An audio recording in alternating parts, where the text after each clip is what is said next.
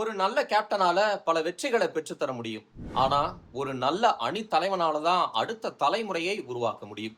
அப்படி கிரிக்கெட்டுக்கான அடுத்த தலைமுறையை உருவாக்குனவர் தான் தாதா சௌரவ் கங்குலி. அவருக்கு இன்னைக்கு பிறந்த நாள். 25 வருஷத்துக்கு முன்னாடி இந்திய கிரிக்கெட் அணியே சூதாட்ட புகார்ல சிக்கி சின்னாபின்னமாகி இருந்த சமயத்துல கேப்டனா பொறுப்பெடுத்து இந்திய அணியை சீர்படுத்தி பல சிறப்பான தரமான சம்பவங்களை செஞ்சு காட்டியவர் தான் சௌரவ் கங்குலி. என்னதான் சச்சின் கிரேட்டஸ்ட் பேட்ஸ்மேனா இருந்தாலும் கேப்டன் சச்சினால சாதிக்க முடியாததை சாதித்து காட்டினவர் தான் கேப்டன் சௌரவ் கங்குலி. இந்திய அணிக்கு ஜெயிக்கலாம் அப்படிங்கிற ஒரு நம்பிக்கையை ஊட்டி எதிரணிய அவங்க சொந்த ஊர்லயே வச்சு அடிக்க முடியும் அப்படிங்கிற ஒரு ஆக்ரோஷத்தை வெளிப்படுத்தினவர் தான் கங்குலி. இன்னைக்கு நம்ம பார்க்கக்கூடிய கோலி அக்ரஷனுக்கெல்லாம் ரொம்ப முன்னோடி இந்த கங்குலியோட அக்ரஷன். ஆஸ்திரேலியன்ஸ்ட தான் இந்த மாதிரி அக்ரஷன் இருக்கும், எங்களாலையும் அப்படி அக்ரஷனை காட்ட முடியும்னு காட்டி அதுல சாதிச்சவர் தான் சௌரவ் கங்குலி.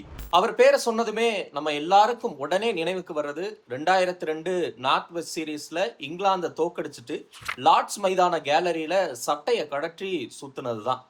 கிரிக்கெட் அழியிற வரைக்கும் இந்த தருணத்தை யாராலையும் அழிக்கவும் முடியாது, மறக்கவும் முடியாது. அப்படிப்பட்ட ஒரு மொமெண்ட்.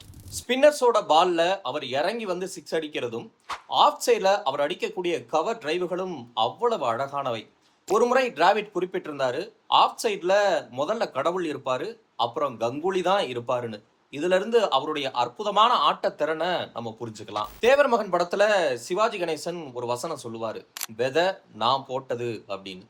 அந்த மாதிரி கிரிக்கெட்டுக்கு வெதை நான் போட்டது அப்படின்னு சொல்லக்கூடிய தகுதி படைத்த ஒரு வீரர் அப்படின்னா அது சௌரவ் கங்குலி தான். அவர் விதைத்த விதைகளான தோனி, ஷேவாக், ஹர்பஜன் சிங், யுவராஜ் சிங், இந்த மாதிரி பல வீரர்கள் விதைகள் தான் இன்னைக்கு விருட்சங்களா வளர்ந்து நிற்கிறாங்க. அப்படிப்பட்ட விருட்சங்களை வளர்த்தெடுத்த வங்கப்புலி சௌரவ் கங்குலிக்கு இனிய பிறந்த நாள் வாழ்த்துக்கள்.